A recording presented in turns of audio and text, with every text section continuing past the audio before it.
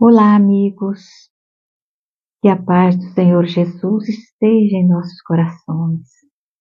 Que Ele seja lembrado sempre em nossas vidas, em qualquer acontecimento, por mais fortuito que seja, que a gente possa se lembrar dele. Há 2000 anos atrás, Ele passava entre nós e deixou pegadas luminosas que até hoje, ao se refletir em nossos corações, as suas palavras, suas lembranças, faz com que a gente se sinta, de alguma sorte, mais feliz.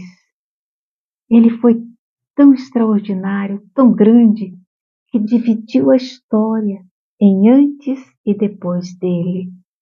Antes a história corria de uma certa maneira, depois dele modificou totalmente.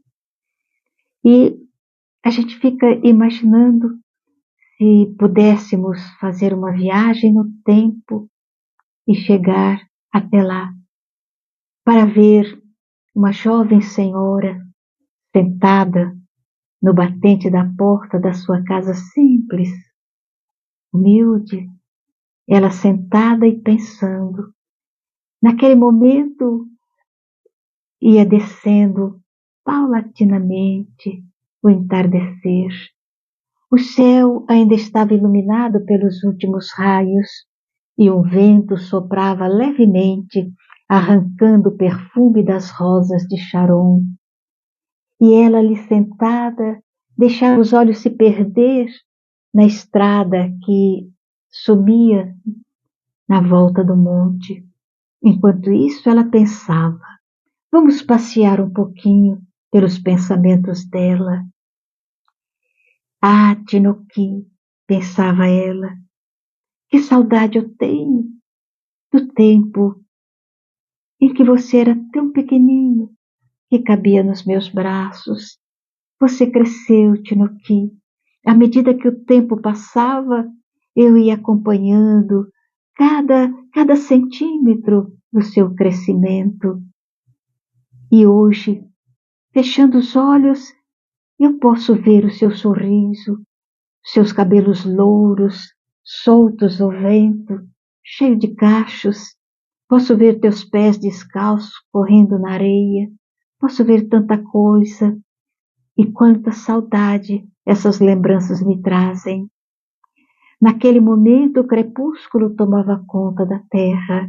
As primeiras estrelas começavam a se luzir no firmamento e se erguia lá longe no alto da montanha, Selene, a rainha da noite, no seu carro de prata, vinha enfeitar a noite para aqueles que ainda permanecessem notívagos.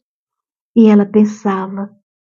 Enquanto pensava, repentinamente via uma poeira de poeira se erguer lá longe, e ela ficava na expectativa de que ele voltasse. O seu amor.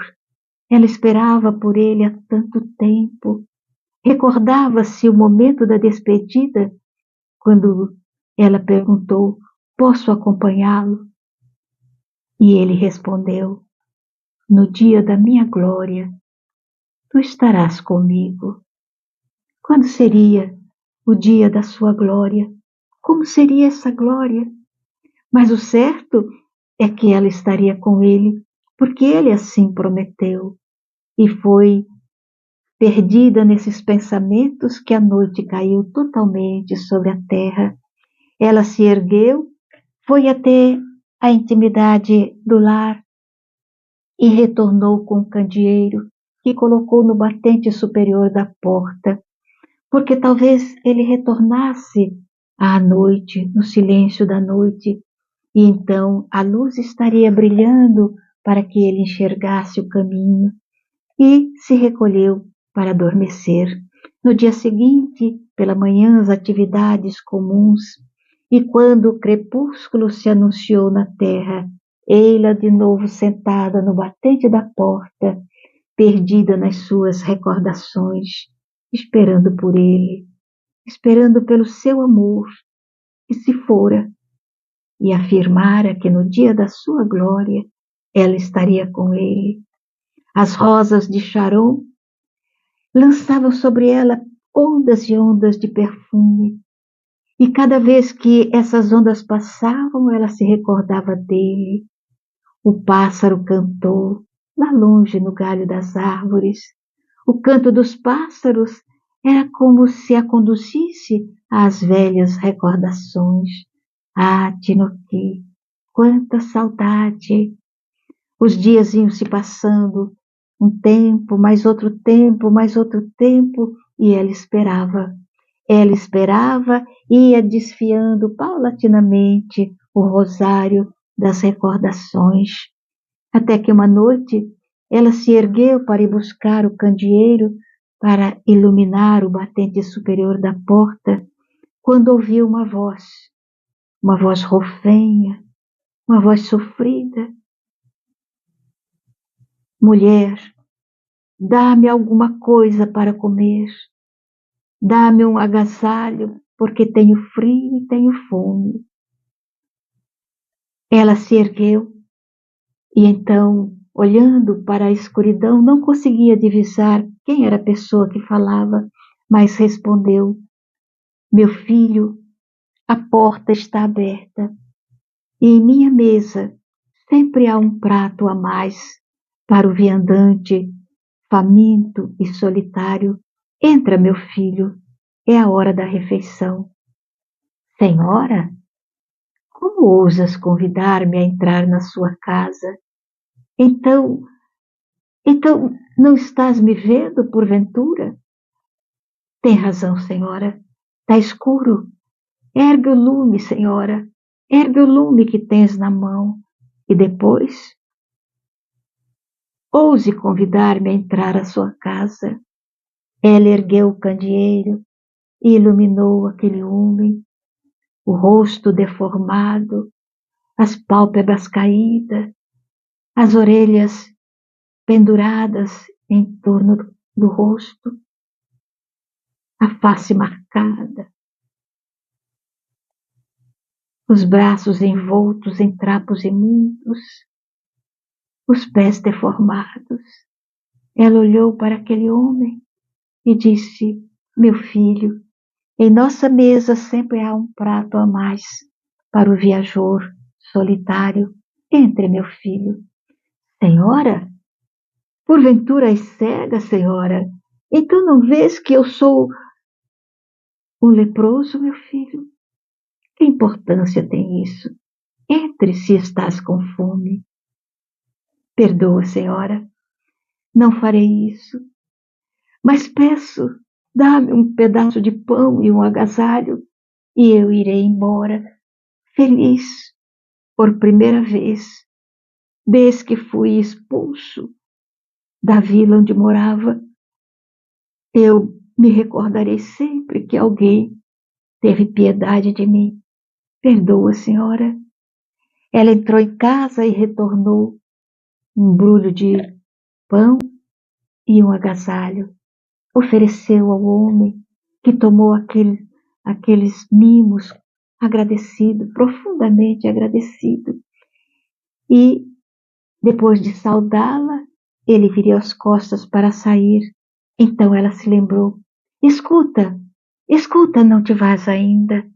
Eu gostaria de fazer um pedido. Peça, senhora, peça, se eu puder. Eu, eu fiquei sabendo que Jesus, que Jesus está, que Jesus está próximo do Tiberíades, do mar da Galileia. E eu fiquei sabendo também que ele tem feito tantas coisas, tantas curas, e ele tem falado aos corações sofredores. Eu gostaria de pedir, meu filho, vá procurar Jesus. E quando o encontrar, diga a ele que, não, não diga nada. Aproxima dele. E eu tenho certeza que ele vai curar as tuas feridas. Senhora, eu não gostaria mais de ter esperança. Já tive esperança tantas vezes e todas as vezes foram vãs. Eu não gostaria, mas pelo pedido do seu coração, eu vou procurar Jesus. E ele se foi.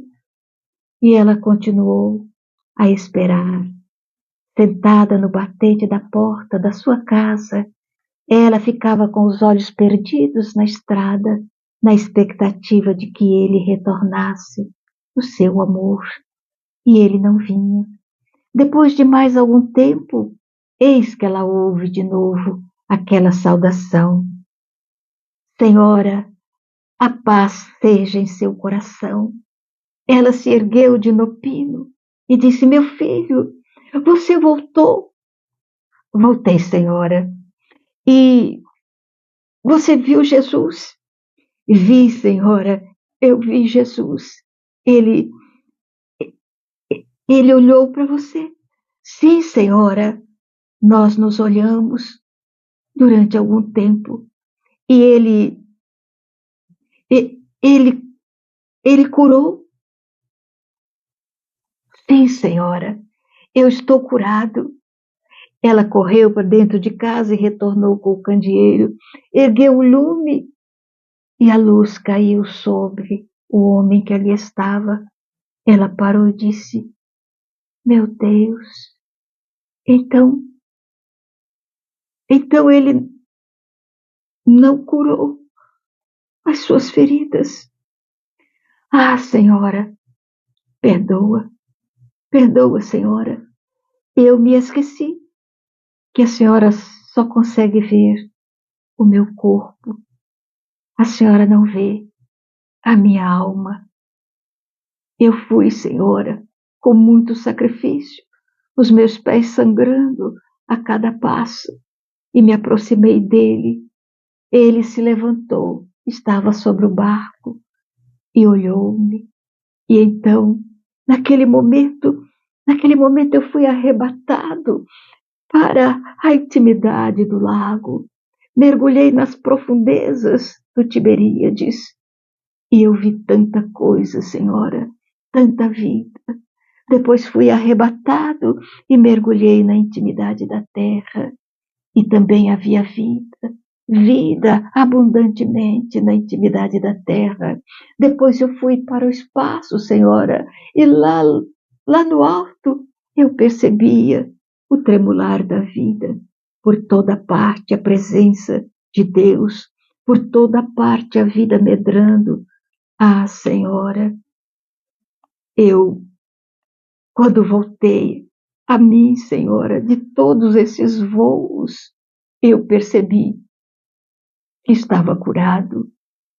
Não o meu corpo. O meu corpo continua leproso, mas a minha alma, senhora, a minha alma está curada. Curada do ódio que eu sentia pelas criaturas.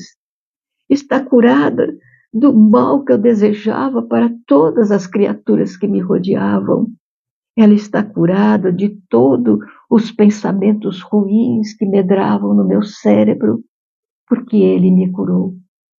Os olhos dele me disseram que o importante, senhora, não está exposto aos olhos das pessoas.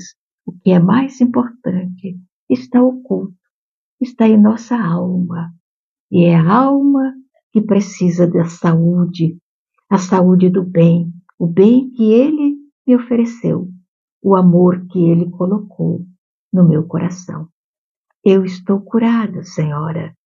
Naquele momento, ela levantou o candeeiro e o homem olhou e falou: Mas, senhora, os teus cabelos, o teu rosto, os olhos, como se parecem com os olhos, os cabelos, o rosto dele.